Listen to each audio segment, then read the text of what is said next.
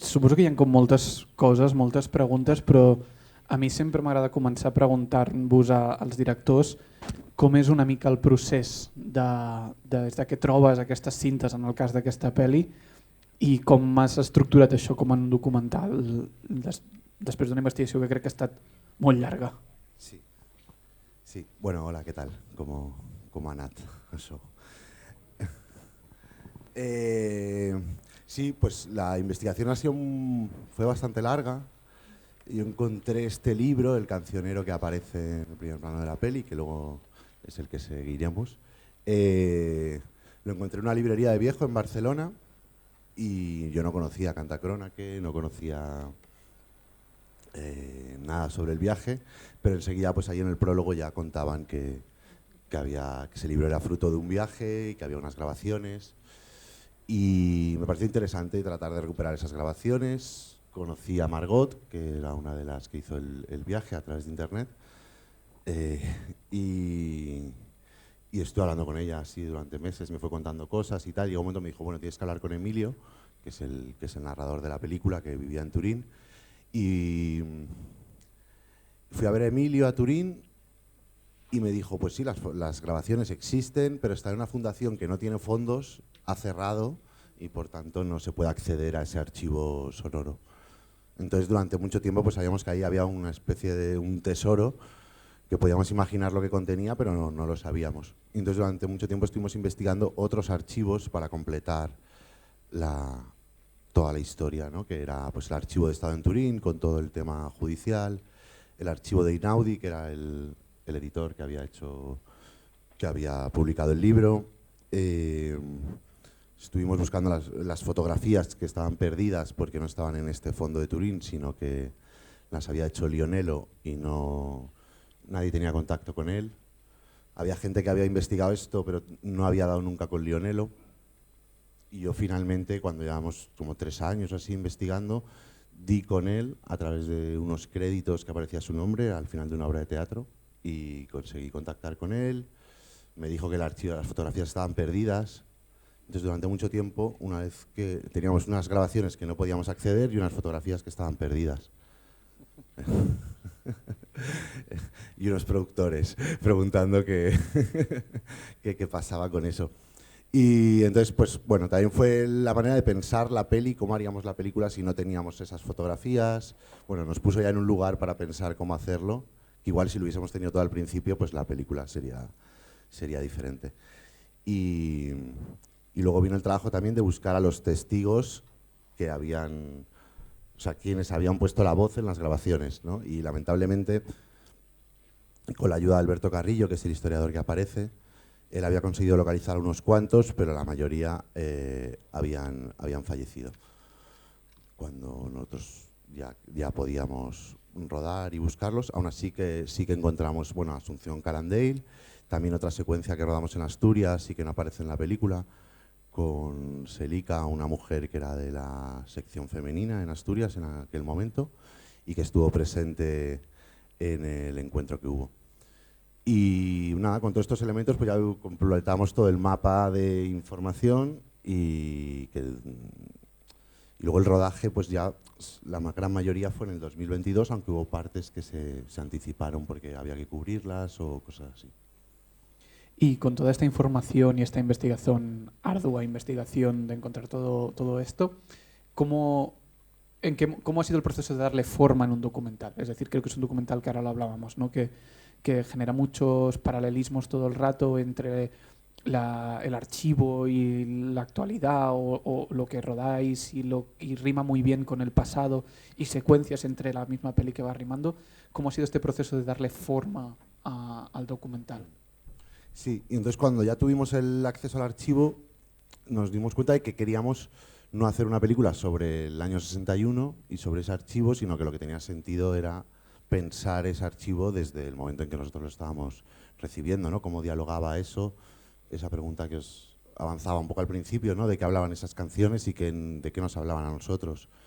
Ponernos también un poco en el lugar, ¿no? De esos Cantacrónaque entrando en España con apenas 20 años a descubrir cosas, ¿no? Entonces nosotros ponernos en esa posición un poco de escucha, de descubrir y tratar de imaginar y de buscar esas rimas, ¿no? Y pensar una película como que se construía a partir de una banda sonora, porque las fotos llegaron muy al final. O sea, entonces siempre en la película pensamos que no tendríamos un soporte de archivo, de imagen, ¿no? Entonces que era un archivo sonoro que necesitábamos construir como su contracampo en imagen, ¿no? Y pensar desde ahí las rimas, ¿no? Y ver cómo podíamos construir imágenes que diesen cuenta de ese archivo sonoro. Y luego, por otro lado, pues a nivel narrativo teníamos el diario de viaje que contaba el viaje de manera muy escueta, pero que nos daba un poco este arco, ¿no? Esta peripecia de estos jóvenes que entran de manera clandestina en un país, les pasan varias cosas y salen, ¿no? Y esto era interesante para hacer avanzar la película, también para vender la historia, ¿no? Decir, bueno, ves una película sobre un viaje clandestino, es más fácil que contar que vas a hacer pues una suerte de ensayo, de archivo, ¿no? Entonces la peli como que se inaugura con este viaje y luego sí que es verdad que se vuelve un poco más especulativa por momentos y eso también estaba muy en el origen, sí, de querer jugar con los materiales. Preguntes, coses que li voler dir?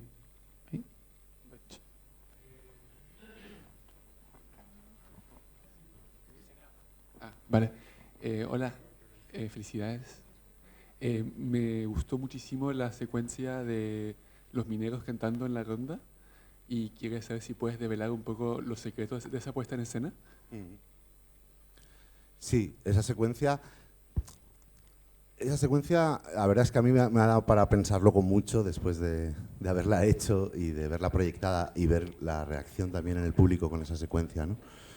Pues, para contarte un poco así los secretos, este coro de mineros es el coro de los antiguos mineros del Valle de Turón, que es pues toda la cuenca minera asturiana, ¿no? Que bastante deprimida desde que hubo el proceso de reconversión. Y este coro es muy querido en la zona porque representa pues, la gente, o sea, es que tienen mucho orgullo propio a través de ellos, representan mucho, son gente muy importante para la comunidad y hacen muchas actuaciones.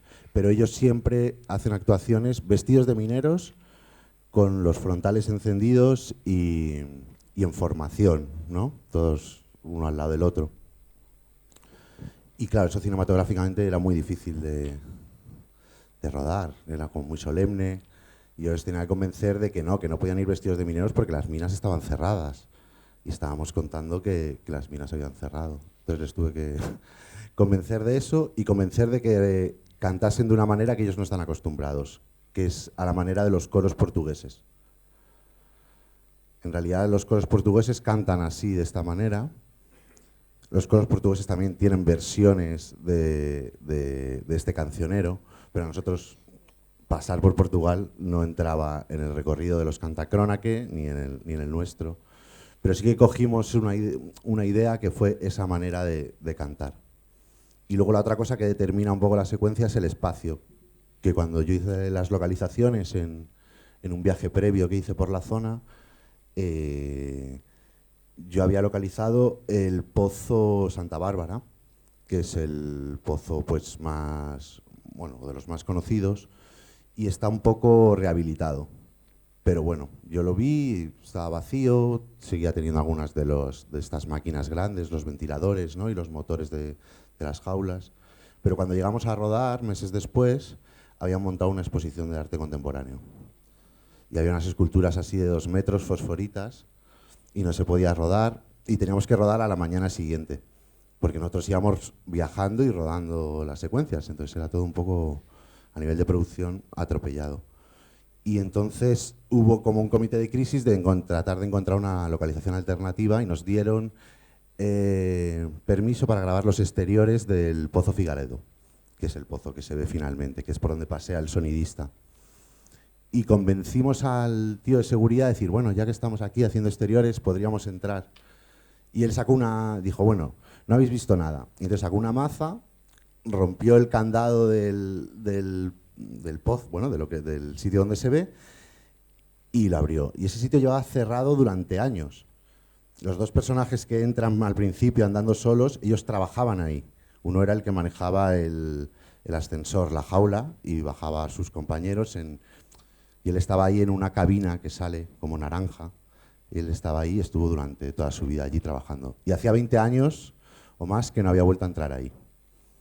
Entonces, esa emoción está ahí, la tienen todos los demás compañeros que han entrado ahí. De repente la secuencia, por un azar, por algo que era un inconveniente de producción, se convirtió en una cosa aún más emocional para ellos. Y creo que eso se transmite en la película. Más la manera también de ellos estar cantando de una manera que no están acostumbrados, ¿no? Bueno, se juntan cosas ahí que tienen que ver con lo que habíamos planificado y luego pues con cosas también del destino que hacen que las cosas sean un poco memorables, ¿no? Y creo que en ese caso ahí se consigue eso, ¿no? Una imagen que es memorable y que ahora me doy cuenta que es muy difícil de conseguir y que es por ciertos azares, ¿no? Aquí. Bueno, yo soy uno de los que ha cantado esas canciones y en otras versiones. Y es muy interesante toda la explicación que se da porque efectivamente se muestra que son canciones vivas, ¿no? Me ha gustado mucho el documental y ahora todo eso que explicas creo que muestra que todas las peripecias para conseguir todo el material, etcétera, de alguna manera creo que se reflejan, y que da ese sentido de algo vivo, ¿no? Algo que está ahí, pasando todavía. Bueno, mi pregunta, aunque adivino más o menos cuál es la intención, pero ¿por qué ahora?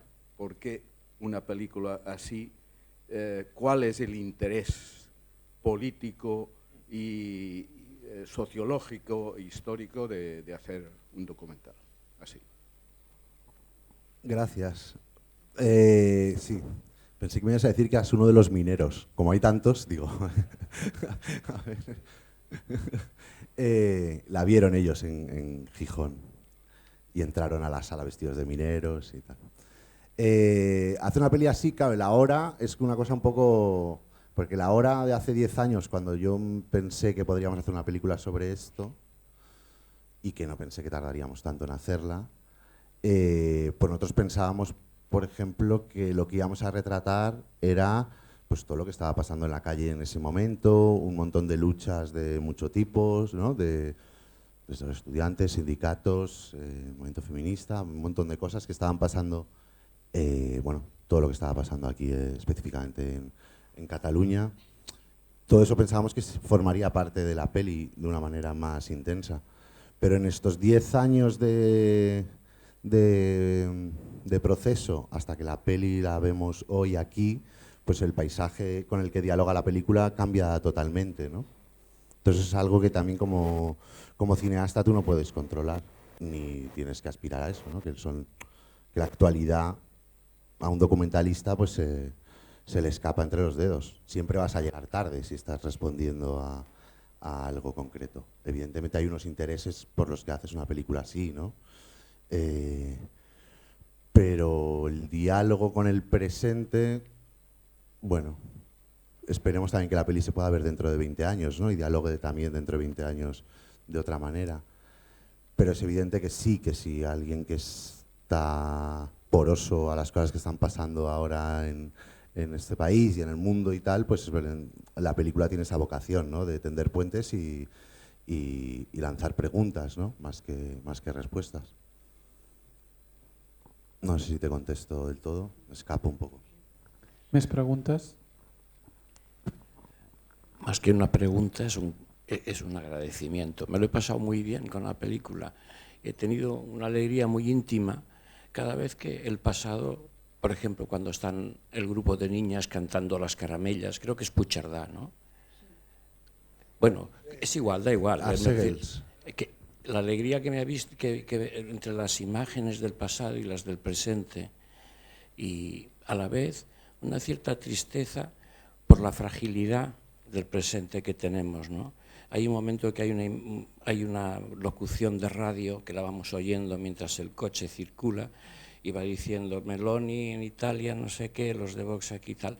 Y en ese momento pues se te encoge un poco el corazón pensando en lo frágil que es este bonito color que tenemos ahora del presente, ¿no?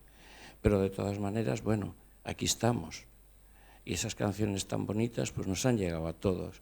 Cuando ves ahí, faltaba la M de la pirámide allí en el Puerto del Escudo, que está la M allí de Mussolini, y aquí una cosa que dices, bueno, madre mía, ¿no? Y ahora estamos en un presente que es bastante, bastante mejor, pero muy frágil. Y ese es el miedo, ¿no? Todo el rato el miedo, el miedo. Vale, muchas gracias por la peli. Gracias por el comentario. Nada, por completar un poco.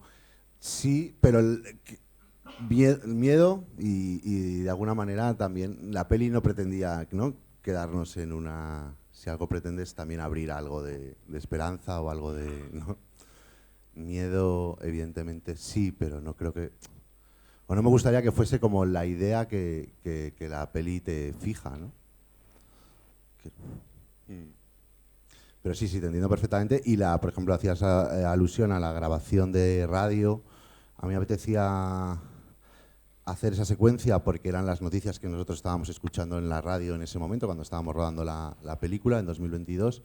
Y me parece que era interesante y que, por otro lado, también muy habitual en el documental, poder fechar de alguna manera el momento en que se está rodando, porque sí que había algo que tenía valor en estar rodando una peli así, mientras por la radio ibas oyendo este tipo de noticias, ¿no? Y de hecho esa secuencia es más larga, y cuando termina la noticia de radio que estaba sonando, cogemos el teléfono y llamamos a Emilio, al narrador, y nos contesta, ¿no? Y le preguntamos, ¿no?, ¿cómo estás? Estamos oyendo esto, está pasando esto en Italia. Y él comenta, ¿no?, y dice, bueno, pues está realmente desolado. Él, que tiene ahora 95 años, que lo ha visto todo. Él es... bueno, él fue el abogado también de ellos durante el juicio. Y claro, oírle hablar en ese momento de cómo veía él la situación era realmente increíble. Luego se quedó fuera de la película porque también cambiaba un poco el punto de vista de la peli, se rompía ahí algo. Pero bueno, sí, esto es lo que me ha salido a raíz de tu comentario. Gracias. Mes.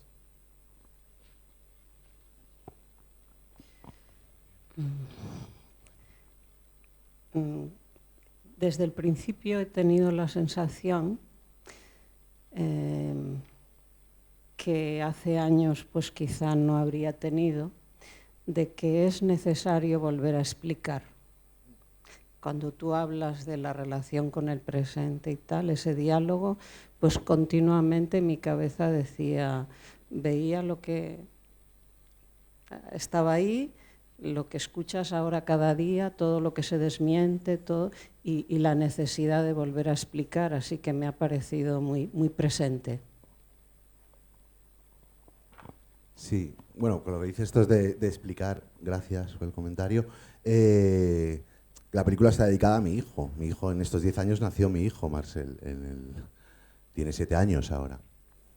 Y yo estaba pensando en la película, montando la película, pensando que era una película para explicar de alguna manera algo, para dejar algo que se pudiese entender, que no podíamos ser tan crípticos o tan, ¿no?, que realmente había que...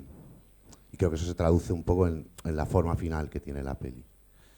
Y es algo que, bueno, él es pequeño todavía para esta peli, pero sí que la película se ha pasado con bastantes institutos, con chavales de 15, 16 años, y claro, son pases muy bonitos, porque ellos descubren muchas cosas y también a muchos como que consiguen engancharse a un sentimiento no tanto de miedo como de esperanza, y de reconocerse también en cosas que les representan, ¿no?, que se pueden ver ahí.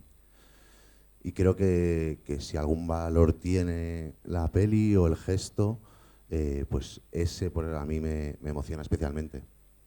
Ver que nos predicar en el desierto, que cuando se hacen proyecciones de la película con chavales, realmente funciona muy bien.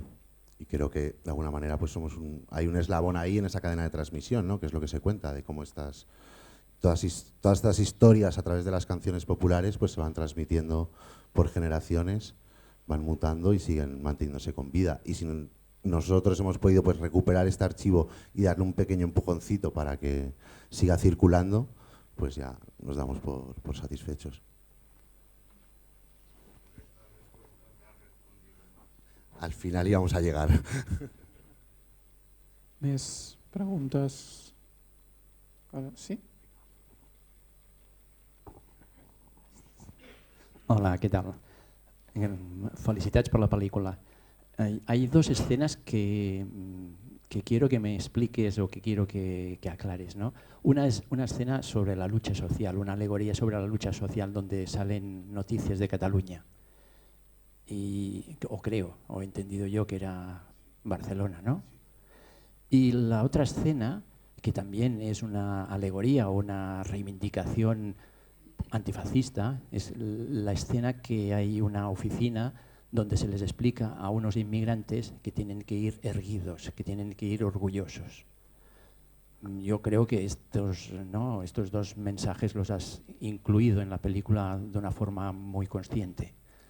Sí, bueno, un poco respondían a la pregunta, que había quizá dos preguntas, ¿no? Que era esta de qué nos hablaban estas canciones, y otra pregunta que nos hacíamos para pensar la película era dónde hubiesen puesto la atención los cantacrónaques si hubiesen hecho el viaje ahora.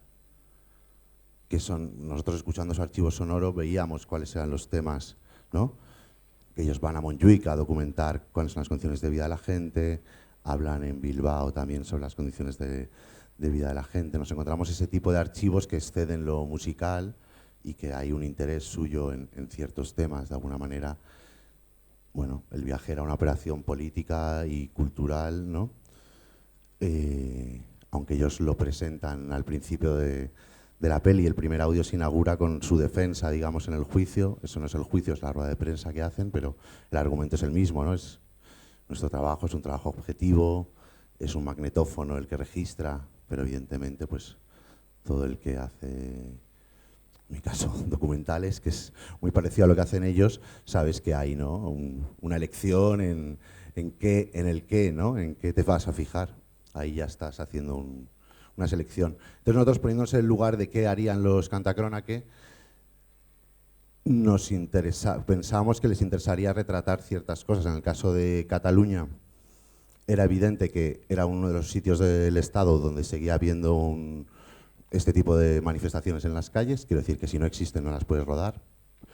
Pero en el concreto de esta, terminamos de rodar la secuencia con Asunción Carandell y estábamos en Poblenou y estábamos recogiendo el equipo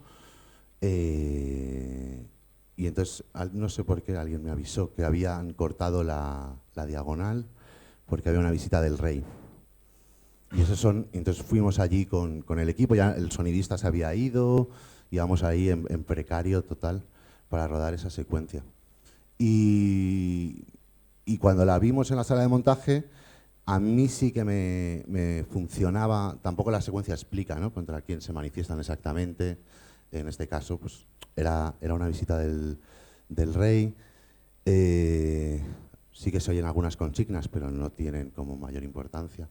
Pero tienen tú has dicho, ¿no?, como una función más alegórica, ¿no? La película al final está hablando de canción protesta, ¿no?, de los cánticos que al final también se cantaban y se producían para las manifestaciones. Quizá no estos que aparecen en la película, que son más líricos, pero había otros, ¿no?, que era la manera de pasar y de convocar a la gente a las manifestaciones. Entonces nos parecía que era una imagen que sí que era importante que estuviese para dar cuenta también de la función de esas canciones, ¿no?, que no fuesen solamente de ocio, lúdicas o lo que fuese. Y la siguiente, la otra secuencia que me parece que tiene más peso en la película y que es quizá más difícil, lo mismo, en Irún hay esta problemática muy grande con las personas migrantes que se quedan atrapadas en ese punto, y hay esta asociación, que es una asociación Irún Barrera Sarea, bastante informal, pero que hacen una labor encomiable durante todo el año de atención a estas personas y sobre todo de ayudarles en el tránsito, ¿no? Que es lo que todos quieren cuando llegan allí. Y a mí me parecía que la manera de representar cómo podíamos nosotros contar desde el cine, que era nuestra herramienta, un paso de frontera. ¿Cuál era el valor también, ¿no?, de las fronteras y de que las cosas crucen las fronteras? ¿Cuáles eran las fronteras del 61 que estos tenían que cruzar con un contrabandista? ¿Qué es una frontera ahora? Pues para mí una frontera ahora mismo es poca cosa, pero la frontera para los que no pueden cruzar las fronteras sí es, ¿no? Entonces creo que de alguna manera nos permitía hablar de eso y luego nos permitía también hablar de cómo las canciones tienen una fuerza mayor aún que la fuerza del poder político que puede establecer barreras y fronteras y cortar el paso, ¿no?, a las personas físicamente. Que al final la poesía es un artefacto demasiado perfecto y que resiste muy bien a eso, ¿no? Y que gracias al gesto audaz de Einaudi de publicarlo libre de derechos, una vez que son absueltos, en el año 61, a mí me parece un gesto como muy audaz para la época y que permite que de repente eso se replique y que algo que no hubiese tenido quizá mayor alcance empiecen a cantarse esas canciones, ¿no? En Francia, en Noruega, en Uruguay, que lleguen a todo ese folclore, ¿no?, latinoamericano, que acaben cantando Víctor Jara canciones de ese cancionero, incluso manteniendo las erratas que habían cometido los cantacronaque al transcribir. Y esa fuerza que tiene la canción, ¿no?, que no entiende de fronteras y tal, de alguna manera, en la secuencia de Irún, ser capaces a través de esa operación un poco complicada de poner a estos chavales leyendo el cancionero, creo que se puede transmitir un poco esa tensión que hay ahí. Alguna pregunta més?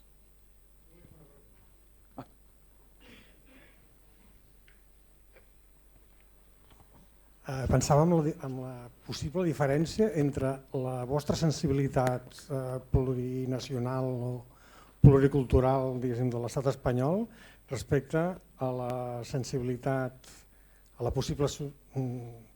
O sigui, la diferència entre la vostra sensibilitat en el vostre viatge a nivell cultural i lingüístic de l'estat espanyol respecte als italians del 61. Se te'n van parlar d'alguna manera o...? No, pero o sea, sí que me pareció interesante que ya en el archivo sonoro que ellos grabaron estaban registradas ahí todas las lenguas del Estado en el 61. Luego, evidentemente, pues si te vas al contenido de las canciones, pues sí, quizá ahí no hay un concepto de plurinacionalidad, como podemos igual entenderlo, ¿no?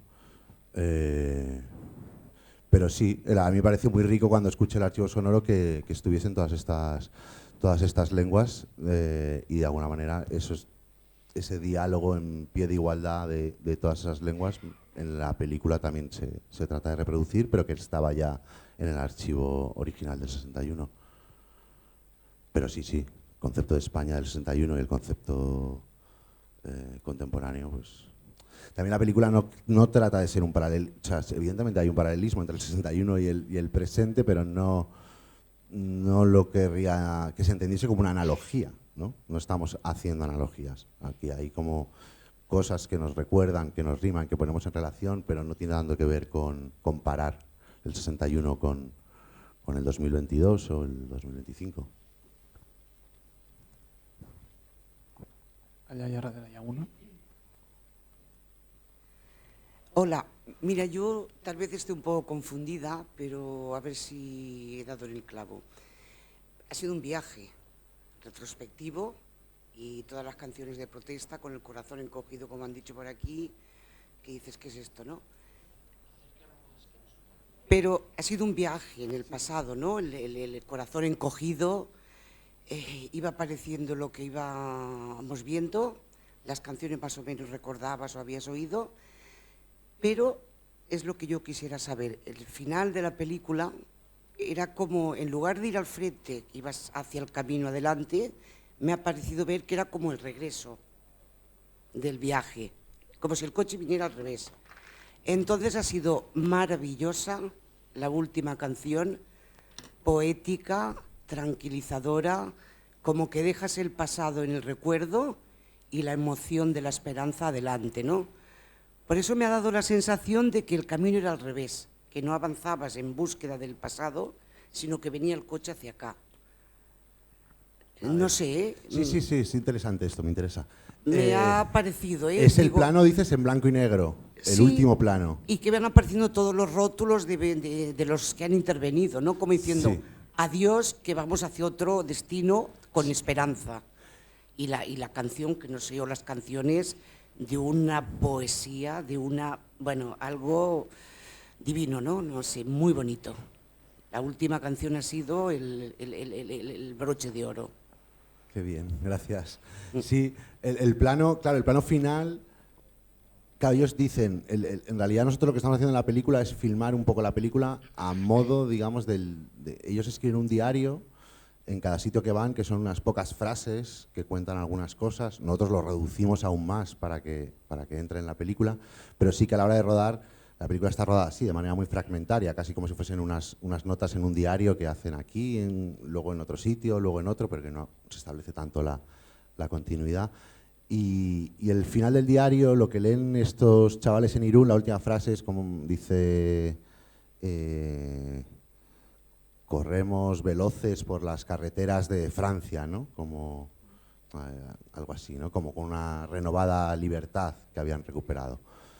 De alguna manera ese plano trataba de traducir esa frase, ese alejarse de España, ¿no? Dejar eso atrás y caminar hacia adelante, hacia esa libertad que ellos habían podido hacer, que los chavales de Irún no, por cierto, pero que las canciones sí que, ¿no? Y el viaje del 61 sí que habían conseguido cruzar.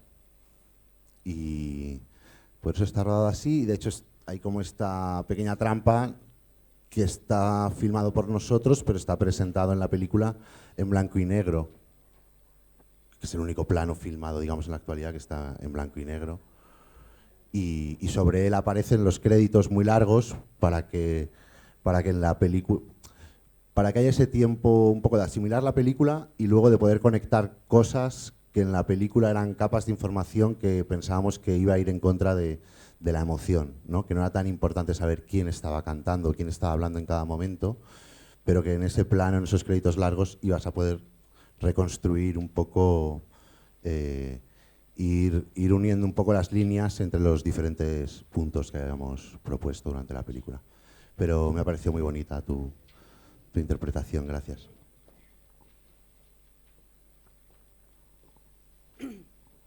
Mira, a ver, el hilo conductor de tu película, reportaje, son las canciones, ¿no?, que has encontrado y que te han servido para hacer este magnífico documental que nos viene súper bien en la actualidad y que nos ha tocado a todos, ¿no? Yo no sé si a ti te ha pasado al encontrar ese material, que hay muchas voces, ¿no?, pero que faltaban voces de mujeres. Están nombradas, porque se sabe los hijos de los italianos, ¿no?, que dejaron aquí a las mujeres preñadas, después sale una canción, esa típica que conocemos todos, y es conmovedora las canciones que cantan los mineros, pero sería bonito escuchar también las canciones que tienen las mujeres de los mineros, y todas esas que sufrieron también el vasallaje, ¿no?, y el atropello de los soldados extranjeros, por ejemplo, y de los nacionales. No sé si no había voces femeninas, supongo. Hombre, sí, claro. Supones bien, no hemos anulado voces femeninas por alguna razón. El archivo es el que es y tiene sus limitaciones, y uno cuando cree que va a encontrar un archivo, todos esos tiempos que estuvimos pensando que habría en ese archivo, pues nos imaginamos un montón de cosas. Es decir, luego también te decepciona, ¿no? Como te ha podido decepcionar a ti, decir, falta esto, falta lo otro, pero los archivos siempre son incompletos y siempre son una fracción bastante aleatoria de la realidad, o de la realidad que tratan de recoger en ese momento, ¿no? Entonces siempre hay una merma, y muy acusada además. O sea, entonces no es representativo de nada este archivo, absolutamente de nada. No, es muy aleatorio. Las canciones que ellos pudieron acceder, los informantes, por qué se encontraron con unas personas y no con otras, qué canciones se pudieron grabar y cuáles se perdieron y qué cintas están inservibles y no se han podido recuperar, ¿no? Hay toda una aleatoriedad que no puedes tomar esa muestra como representativa absolutamente de nada. Ellos luego, de hecho, vuelven a Turín y hacen un libro donde tratan de poner orden en eso. Estudian su propio archivo y lo seleccionan y descartan, ¿no? Y dicen, no, nosotros queremos canciones que representen la nueva resistencia española. Solo vamos a coger canciones que sean posteriores a la Guerra Civil, porque las canciones anteriores a la Guerra Civil o de la República no nos interesan porque ya han sido documentadas, porque lo que sea. Ellos tienen sus criterios y sobre ese archivo que hacen, que consiguen registrar, pues hacen una selección muy concreta para hacer este cancionero con este repertorio. Que de hecho los informantes son anónimos, porque no se podía decir quién es, por lo cual aparecen todas esas canciones como anónimas. No se sabe si son cantadas por quién. Ni hombres, ni mujeres, ni jóvenes, ni mayores, ni intelectuales, ni obreros. No se sabe, y si lees el libro no lo puedes saber, porque esa información en el año 61 era muy comprometida para dar, por lo cual solamente tienes las canciones. Nosotros, cuando accedemos al archivo, tenemos bastante información de quiénes podrían ser los contactos, porque hay unas listas de gente con los que ellos, no con quién se habían reunido, sino con quién tenían la posibilidad de reunirse, porque habían hecho un viaje anterior en Suiza y en París y habían estado con gente del exilio que les había pasado muchos contactos. Entonces, sobre ese mapa que ellos tenían, que son listas y listas de contactos, podías intentar ver, ¿no? Si aparecía José Agustín Goytisolo en la lista, quizá podía ser una voz de las grabaciones, ¿no? Pero esa labor de cotejar era muy compleja y básicamente la había hecho Alberto Carrillo Linares. Y ahí, pues sí que podrías decir, ¿no? Aparecen más representados los intelectuales que los obreros, o más los hombres que las mujeres, o no sé qué. Ahí sí que puedes hacer una labor quizá académica, pero no era, digamos, nuestro ámbito de trabajo. Y aún así, es curioso porque el único testigo que aparece con vida, que puso su voz en ese archivo y que la puede escuchar 60 años después, es Asunción Calandey, en una de las primeras secuencias de la película. Ella reconoce su propia voz y a su marido, que era José Agustín Goytisolo. Ella es viuda de José Agustín.